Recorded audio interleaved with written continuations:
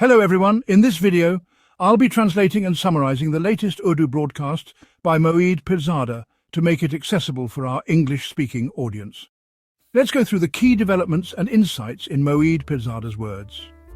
Today's top story is the growing war of words involving Donald Trump, India, and Prime Minister Narendra Modi's government. The intensity of this battle is escalating, and in this context, the political space for Pakistan's generals, especially General Asim Munir and his team, is expanding drastically. The military regime in Pakistan is trying to take full advantage of this situation. What does all of this mean? How long will it last? It's happening at a time when Pakistani people, both inside the country and in the diaspora, are protesting against General Asim Munir, and also protesting Imran Khan's arrest and imprisonment, which has been ongoing for 2 years. They are demanding his release. So, at this moment, Donald Trump's politics, its nature, its requirements and its dynamics are causing damage to Pakistan's democracy. This is creating more political space for General Asim Munir and other generals. However, there's no need for excessive alarm because these are temporary shocks in international relations. As I'll explain, these things don't last long. I'll also explain the significance of these events and what lies ahead, especially for the Pakistani-American diaspora, Canadians and Europeans. Let's break it down step by step. Another key development is that, as I had predicted last week, the visa requests from Imran Khan's sons, Suleiman Khan and Qasim Khan, are unlikely to be granted immediately. The visa that was expected from the British High Commission in London has not been issued as of today, August 4th, 2025. However, this doesn't necessarily mean they won't receive visas in the future. It's possible that the military regime in Pakistan will reassess the situation and approve the visas for them under certain terms and conditions. Now, moving to another important point. On August 4th, Pakistan's Deputy Prime Minister and Foreign Minister, Mr. Ishaq Dar, spoke once again with US Secretary of State Marco Rubio. A traditional press statement was issued after the call, which essentially stated that the two leaders discussed regional issues, trade potential and mineral resources between Pakistan and the US, but in reality, no substantial or substantive discussions took place. It is noteworthy that over the past few months, Mr. Ishaq Dar has had multiple conversations with high-ranking US officials like Marco Rubio. This could be seen as optics, public gestures aimed at presenting a positive image, but it's not yet clear if there's any real change in the relationship. The interesting part of this, though, is that such high-level exchanges, especially between Pakistan's foreign ministers and American leaders, are happening frequently. This didn't happen even during the 1990s, when Pakistan's foreign ministers struggled to gain the same kind of access to top US officials. Now, let's talk about the broader picture. This situation is taking place at a time when Pakistan's military and its general establishment are working to shape the political narrative. They're trying to spin the narrative that Pakistan's democracy, led by figures like Imran Khan and the PTI, Pakistan Tehreek-e-Insaf Party, has failed, and that General Asim Munir's regime represents a strong military leadership. They want to show that the political and democratic movements within Pakistan are fragile. However, we must look at the bigger picture. We're witnessing an interesting political maneuvering between the US and India as well. Donald Trump and his administration are trying to increase pressure on India by challenging its ties with Russia, especially its purchase of cheap oil. Trump has made it clear that he wants to reduce India's involvement with Russian energy supplies, which indirectly supports Russia's actions in Ukraine. Trump is putting pressure on India and attempting to force them into line with US demands regarding Russia. On August 4th, Trump tweeted about India's purchase of oil from Russia, calling it out publicly. This kind of criticism from an American president is unprecedented and shows growing frustration with India's stance. In fact, just a day before, a senior member of Trump's team, Stephen Miller, echoed similar concerns about India's purchase of Russian oil. Although it's clear that the US is trying to reshape its relationship with both India and Pakistan, the long-term outcome of these efforts remains uncertain. There are complex dynamics at play here, and while we're seeing short-term maneuvers, it's crucial to focus on the bigger picture.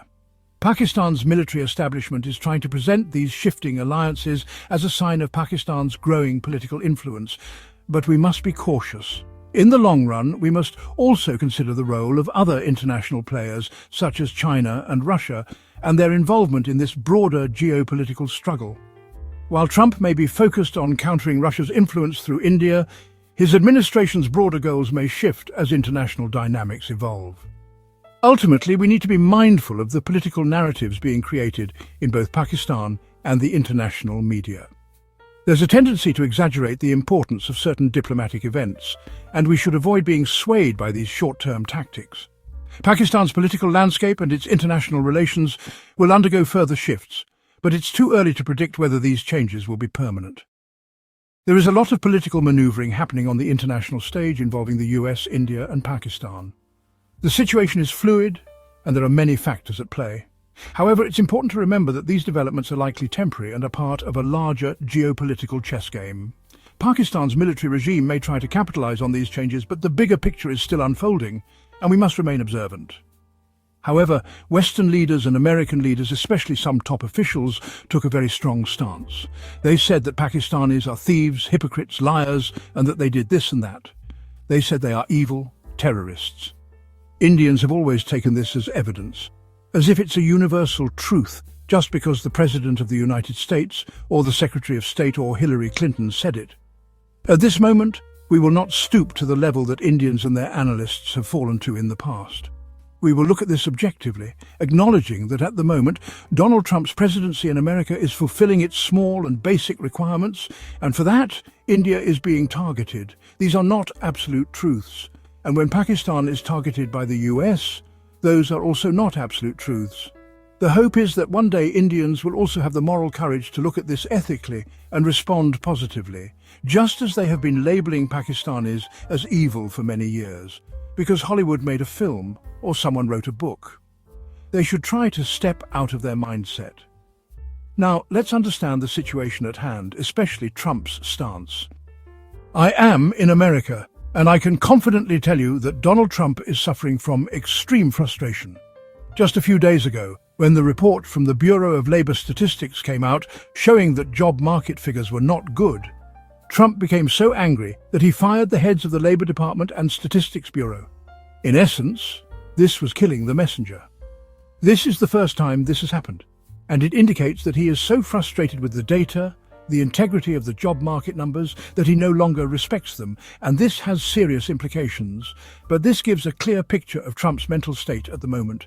Now, in the context of Ukraine, understand that when Donald Trump was confident before becoming president, he made a statement in his presidential campaign that he would end the war in Ukraine. He said that as soon as he becomes president, he would stop the war. Russia and Ukraine would listen to him, and the war would end. He made numerous attempts to please Putin, praising him repeatedly and never saying anything negative about him. He thought this would benefit him. Then, when he hosted Ukraine's President Zelensky at the White House, he treated him terribly, humiliating him before sending him off. People may have forgotten about this, but it was a defining moment. Later, he used tough language with Europeans, especially the French, Germans and British, pressuring them to contribute more funding to Ukraine. This too he achieved.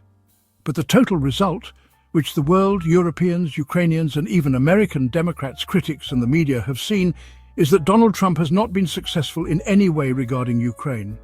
In the past few weeks, Russia has conducted over 6,000 drone strikes on Ukraine, causing massive destruction to its infrastructure and cities. Just this Wednesday, Russia carried out an airstrike on an apartment complex, resulting in at least 31 confirmed deaths, with many others injured. All of this is putting enormous pressure on Trump's presidency and on the perception of his power. Meanwhile, Russia's former president and prime minister, Dmitry Medvedev, who is also deputy chairman of their National Security Council, raised the stakes further by suggesting that there could be a nuclear confrontation between Russia and the United States, trying to scare them. As expected, Trump responded angrily and ordered that 2 American nuclear submarines be dispatched to relevant locations. Now, it's unclear whether these submarines are carrying nuclear weapons, but the Russians have reacted strongly. They discounted the idea that American submarines would be deployed in these locations. But Dmitry Peskov, the Kremlin spokesperson, said that no side should irresponsibly use nuclear rhetoric. This is not a Kalaji's house. I've been reading articles and analyses from various foreign affairs publications, such as The Economist, for the past 2.5 years, and American defense experts have made it clear that America is not in a position to engage in military confrontation with Russia, and there are numerous challenges in the way. However, the American president is getting increasingly cornered. Recently, Donald Trump announced that Steve Bannon, His envoy for the Middle East will travel to Russia this week, specifically Wednesday or Thursday, to discuss the situation in Ukraine. The expectation here is that Trump wants Bannon to secure some concessions from Putin, or at least open up some diplomatic channels that could benefit him in terms of domestic American politics. Like all global leaders, they're ultimately trying to sell their actions within their own domestic politics. Trump, in particular, believes that if Russia does not respond positively, he can impose secondary tariffs on countries like India and China, which are purchasing oil from Russia. Now, here's the problem. If Trump imposes these secondary tariffs, it could have a major impact on the global economy. If, for example, Trump imposes a 100% tariff on China, it would devastate the American consumer market. Almost everything in the United States is made in China, from the cameras and electronics to clothing. If tariffs are imposed, American businesses would be severely hurt, and the cost of living for Americans would rise. According to an analysis by the New York Times and Reuters, China's dependence on Russian oil, gas and energy products is so strong that they have no choice but to continue trading with Russia. And India, too, has made it clear that it is in its national interest to keep buying oil from Russia. The Ministry of External Affairs of India has responded to Trump's latest threats, pointing out that when the Ukraine war broke out in 2022, the traditional energy markets shifted to meet European needs. India had no choice but to rely on Russian energy sources to meet its national energy requirements. The ministry has also pointed out that when India did so, the previous American administration actually welcomed India's initiative, as it helped stabilize global and regional energy markets, preventing them from collapsing. Further, Europe and several nations, including the United States, have continued to trade with Russia, and their criticism of India for doing the same is unfair and unjustified. For instance, the United States continues to import uranium hexafluoride from Russia for its nuclear energy needs and palladium for its electric vehicle market. So, India's Ministry of External Affairs argues that it is unfair to target India when the United States itself is trading with Russia in areas of core national interest. The larger message here is clear. Trump's expectation that India will back down is not going to happen. India and Prime Minister Narendra Modi are not going to surrender to American demands regarding energy sovereignty.